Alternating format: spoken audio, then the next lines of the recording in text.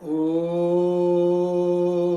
दक्षिणादिगिन्द्रोऽधिपतिस्थिरश्चिराजी रक्षिता पितर इषवः तेभ्यो नमोऽधिपतिभ्यो नमो रक्षितृभ्यो नम ईशुभ्यो नम एभ्यो अस्तु। योऽस्मान् द्वेष्टियं वयं द्विष्मस्तं वो जम्भे दध्मः। आदरणीय पवित्र आत्माओं, संध्या के मंत्रों में महर्षि दयानंद सरस्वती जी ने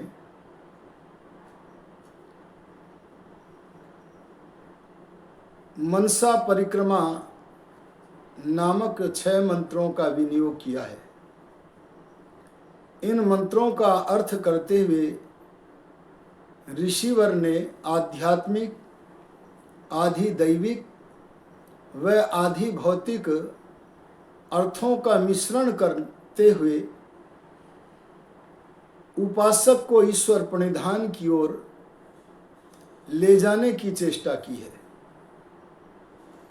उनका किया गया जो अर्थ है वह सर्वोपरि है, सर्वोत्कृष्ट है। लेकिन वेद अनंत विद्याओं का भंडार है। इस आधार पर हम आपके समक्ष इन मनसा परिक्रमा मंत्रों के माध्यम से आत्मिक विकास की क्रमिक उन्नति का अलंकारिक वर्णन प्रस्तुत कर रहे हैं। पहला प्राची दिगग्नि मंत्र आपके सामने प्रस्तुत किया गया है। इस चलचित्र से पहले जो चलचित्र हमने मनसा परिक्रमा के प्रथम मंत्र का प्रस्तुत किया था, श्रोताओं को उसे भी सुनना और देखना चाहिए। इन मंत्रों के द्वारा अब हम पहली कक्षा को पार करके द्वितीय कक्षा अर्थात द्वितीय अवस्था में प्रवेश कर रहे हैं। इन मंत्रों का हम केवल आध्यात्मिक भाव आपके समक्ष रख रहे हैं। इन मंत्रों में मन की परिक्रमा नहीं होनी, बल्कि मन के द्वारा अपने अभ्यंतरीण परिक्रमा को करेंगे। यह कार्य कोई कठिन नहीं है, क्योंकि यह कार्य तो मनुष्य बिस्तर पर सोया हुआ भी करता रहता है। वह अपनी संस्कारों की परिधियों का चक्कर लगाता रहता है। इसी प्रकार से इन 6 मंत्रों के द्वारा मन के 6 मणकों को मन के द्वारा बाहर निकाल करके एक एक मणके का अध्ययन करेंगे। एक मणका जब एक बार बाहर निकल जाएगा मन के हाथों से, तो दूसरी बार उसके सामने नहीं आएगा। आज हम द्वितीय अवस्था का वर्णन आपके सामने कर रहे हैं। इसमें पहली मंत्र में जहां प्राची दिक् प्रागंचति अस्याम उपासकः, इस व्युत्पत्ति से पहली अवस्था का वर्णन था, वहां अब दूसरी अवस्था का नाम दक्षिणा दिक् है। दक्षिणा या दक्षिण शब्द दक्ष धातु से किया गया है। दक्ष धातु का अर्थ है बढ़ना। प्रथम अवस्था में यह ईश्वर प्रणिधान करके अपने मन को संस्कार की परिधियों में न उलझने देकर ईश्वर को समर्पित करके, अपने शरीर इंद्रियों की सारी चेष्टाएं परमात्मा को समर्पित करके अब यह आत्मा को कुछ उन्नत कर चुका है। इसलिए आत्मा की उन्नति के कारण, थोड़ी सी उन्नति के कारण, इस द्वितीय अवस्था में हम इस अवस्था को दक्षिणादिक कह रहे हैं। दक्षिणादिक समृद्ध अवस्था। क्या समृद्धि है? पहली अवस्था में तमोगुण प्रधान अवस्था थी। मन वर्तमान जीवन में नाना प्रकार के जन्म जन्मांतरों की वासनाओं की, तमोगुण से उत्पन्न वासनाओं की स्याही से मन काला था। लेकिन इस अवस्था में तो यह कुछ बढ़ गया है। ईश्वर परिधान के द्वारा अपने मन की वासनाओं की स्याही से जो काला था, उस कालिमा को हटा चुका है। इस अवस्था का वर्णन करते हुए योग भाष्यकार महर्षि व्यास ने कहा है, तदेव प्रक्षीर्ण मोह आवरणम सर्वतः प्रद्योतमान अनुविद्धम रजो मात्रया धर्म ज्ञान वैराग्य ऐश्वर्योपगम भवति। जब ईश्वर परिधान के द्वारा उपासक आत्मा तमोगुण से उत्पन्न वासनाओं की स्याही से पृथक हो जाता है, तब यह अधर्म को छोड़कर धर्म, अज्ञान को छोड़कर ज्ञान, विषयासक्ति को छोड़कर वैराग्य और दीनता को छोड़कर के सांसारिक ऐश्वर्य की प्राप्ति करता है। यह इस समय धर्म के अनुष्ठान को करता है। इसमें यद्यपि रजोगुण की प्रबलता है, लेकिन तमोगुण छिन्न भिन्न हो गया है। इसलिए यह सूक्ष्म मात्रा में जो सत्व गुण है वह रजोगुण का सहायक बन गया है। इसलिए यज्ञ, दान, ज्ञान गोष्ठियों में सम्मिलित होता है, धर्म कार्य करता है। इसे यश ज्ञान ही प्रिय लगता है। इसीलिए इस अवस्था का नाम समृद्ध, बढ़ी हुई आत्मा की उन्नत अवस्था है। यहां अवस्था शब्द पूर्व मंत्र की तरह दिक् शब्द से दिक् अर्थ, अवस्था अर्थ को ग्रहण किया है। आध्यात्मिक आंगन के पुजारी की जो अवस्था है वह सांसारिक भूल भुलैया में फंसे हुए मनुष्य से पृथक है। पृथक प्रायन प्रथमा, जो प्रथम कोटि के मनुष्य होते हैं वे सांसारिक लोगों से पृथक चलते हैं। इस अवस्था को दिक् नाम इसलिए दिया है क्योंकि दिक् शब्द दिश धातु से बनता है, जिसका अर्थ है अति सर्जन या त्याग। पहले तो मनुष्य अपने मन में वासनाओं का संग्रह करता था, लेकिन जब से इसने पहली अवस्था में पग रखा है तब से यह वासनाओं का संग्रह नहीं करता, बल्कि वासनाओं का त्याग करता है। तभी तो तमोगुण को हटा सका है। इसलिए जहां वासनाओं का त्याग किया जाता है उन अवस्थाओं का नाम इन मंत्रों में दिक् कहा है। दक्षिणादिक ज्ञान, धर्म, वैराग्य, सांसारिक ऐश्वर्य की समृद्धि से यह अवस्था दक्षिणादिक है। इस अवस्था में इसके पास सांसारिक धन भी आता है, लेकिन दान आदि उचित भोग में उनका उपयोग करता है, व्यर्थ में संग्रह नहीं करता है। और धर्म, ज्ञान, वैराग्य आदि वैभव के कारण इसका नाम द्वितीय मंत्र में परमात्मा ने रखा है इंद्र। पहले यह प्रेम मार्ग से श्रेय मार्ग में आया था, आगे बढ़ना चाहता था, अल्पज्य भी था, इसलिए पहले मंत्र में इसका नाम अग्नि था। तो अब इसका नाम इंद्र हो गया है, ऐश्वर्यवान। धर्म ज्ञान वैराग्य है, सांसारिक ऐश्वर्य, इन सब वैभवों के कारण इसका नाम ऐश्वर्य है, इसका नाम इंद्र है। और ये अधिपति है। अधिपति का अर्थ जैसे पहले मंत्र में हमने उपासक किया था, वेद में भी अधिपति का नाम उपासक आत्मा भी है।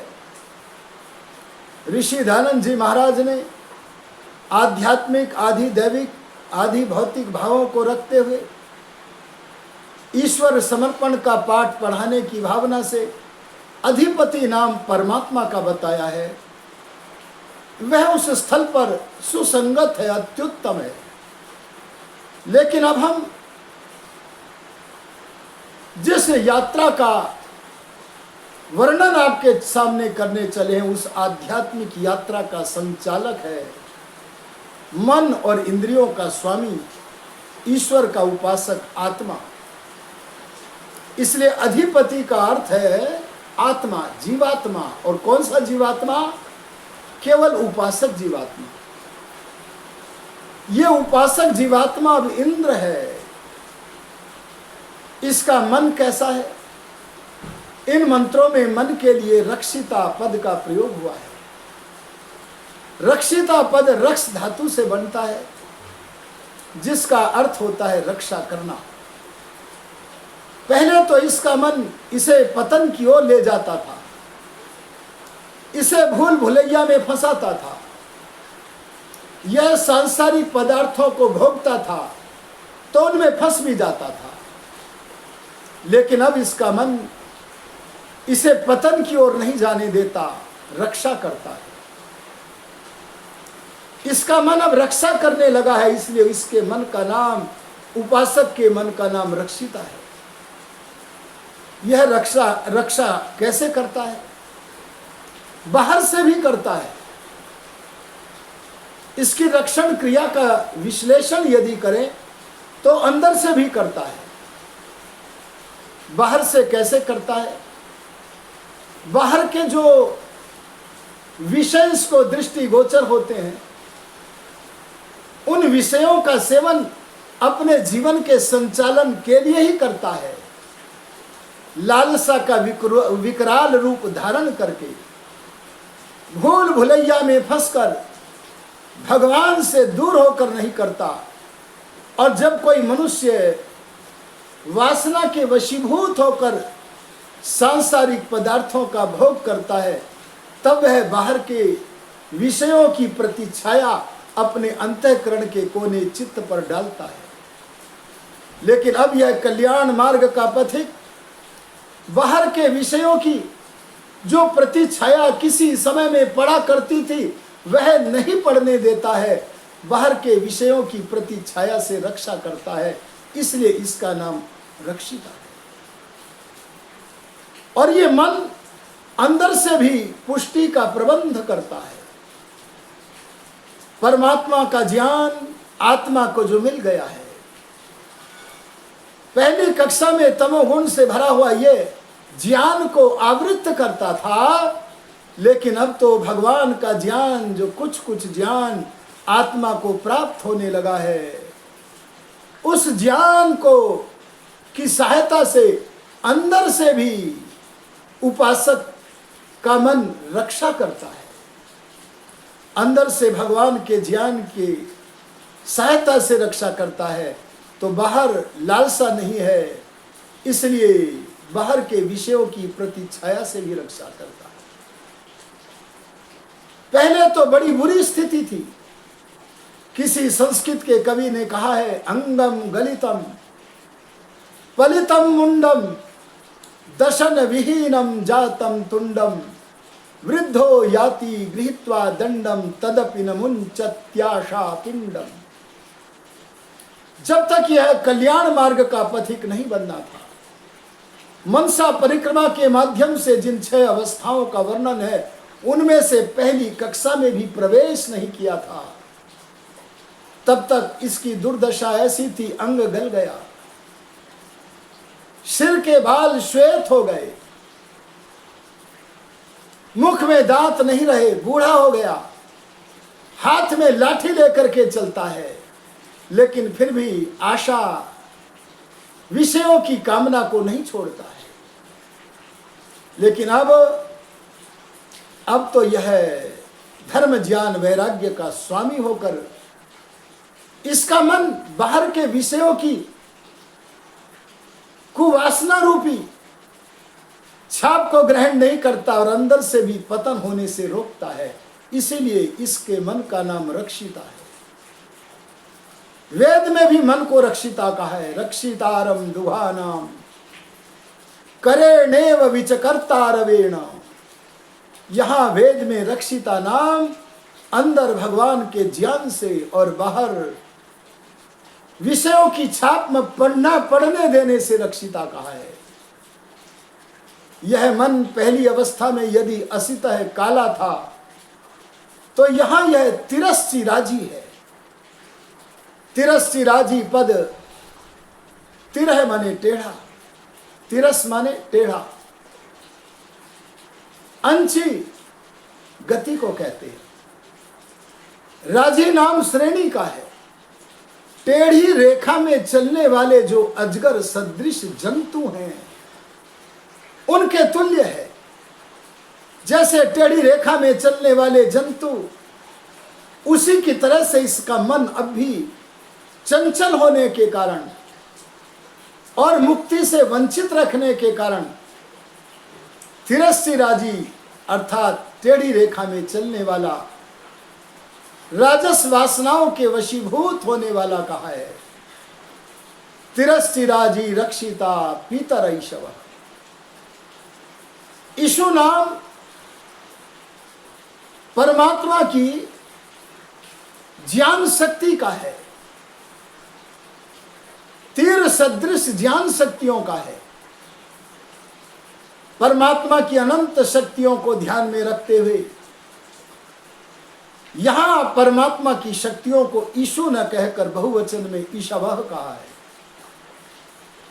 परमात्मा की नाना प्रकार की ज्ञान शक्तियां सदा जीवात्मा के कल्याण के लिए प्रस्तुत रहती हैं। इस मंत्र में भगवान की शक्ति का वर्णन पितरः शब्द से कहा है। भगवान पालन और पवित्र गुणों से युक्त करने के लिए सदा जीवात्मा के लिए प्रस्तुत रहते हैं। परमात्मा की शक्तियां सदा सहायक रहती है। लेकिन पहली अवस्था में परमेश्वर के लिए पितर शब्द का प्रयोग इसलिए नहीं हुआ था क्योंकि तब परमेश्वर की पितृत्व का ये अनुभव नहीं कर पाता था। यद्यपि परमात्मा का पितृत्व पहले भी सदा था, आज भी सदा, आज भी है और आगे भी रहेगा, लेकिन अब थोड़ा सा ज्ञान प्रतीत होने लगा है। तो भगवान का जो पालन शक्ति है, जैसे संसार में पिता पुत्र पुत्री का पालन करता है, ऐसे वह परमात्मा पालन करता है। पवित्र गुणों से इसे लाभान्वित करता है। अब तो यह परमात्मा की गोद में बैठता है, प्रातःकाल संध्या में बैठता है, आह्लादित होता है। अब इसे अनुभव होने लगा परमात्मा कैसे मेरा पालन कर रहे हैं। मैं वासनाओं के वशीभूत होकर अपने शरीर का ध्यान नहीं रखता था, लेकिन फिर भी परमात्मा सर्वज्ञता से जानते थे कि यह योगाभ्यास करेगा। इसलिए हे प्रभु, आपकी पालन शक्तियां मेरे लिए सदा प्रस्तुत रही और मेरे शरीर के आंतरिक अंगों की सुरक्षा बनी रही। हे पिता, कई बार कई प्रकारों से आप पालन करते हो। आपका अनुग्रह समाधिस्थ ऋषियों को मिलता है। उस अनुग्रह के द्वारा ज्ञान बढ़ जाता है। कई बार अंधकार में आंखों के सामने आने वाली कोई वस्तु जब दिखती नहीं है, गाढ़ अंधकार में रात्रि में दिखती नहीं है, अमावस्या की रात्रि में है, उस समय कई बार हमारे प्रारब्ध के अनुसार वह परमात्मा हमें सावधान करके उससे बचा भी लेते हैं। ऐसी ऐसी न जाने कितनी पालन करने वाली शक्तियां, मुझे पवित्र गुणों से युक्त करने वाली शक्तियां, पितर शक्तियां अब मुझे प्रतीत होने लगी है। हे प्रभो, तेभ्यो नमोधिपतिभ्यो। जितने भी उपासक लोग हैं, उन सब उपासकों की जो स्थितियां हैं, मैं उनको नमन करता हूं, उनका कल्याण चाहता हूं। नमो रक्षितृभ्यो। मेरे मन की तरह उपासकों के जितने भी मन हैं, मैं सबका मंगल चाहता हूं। नमः ईशुभ्यः। हे प्रभो, आपकी तीर सदृश, बाण सदृश ज्ञान शक्तियों को मैं प्रणाम करता हूं। मैं आपके सामने सिर झुकाता हूं और मैं चाहता हूं, जब मैं आध्यात्मिक आंगन का खिलाड़ी बनना चाहता हूं, पतंजलि, कणाद, गौतम की तरह, महर्षि दयानंद की तरह, जब मैंने ठान लिया है कि मैं आध्यात्मिक आंगन का खिलाड़ी बन के इसी जीवन में दिखाऊंगा, तो हे प्रभु, मुझे एक आवश्यकता प्रतीत हो गई है कि मैं अपने क्रोध और अभिमान का नाश कर दूं। और मैं अपने क्रोध और अभिमान के नाश करने के लिए, हे पिता, आपसे सहायता मांगता हुआ पुरुषार्थ करूंगा। योस्मान द्वेष्टि। जो जीव हमसे, उपासकों से द्वेष करते हैं, और वे जीव जब द्वेष करते हैं तो हम उपासक लोग उनसे प्रेम भी नहीं करते हैं।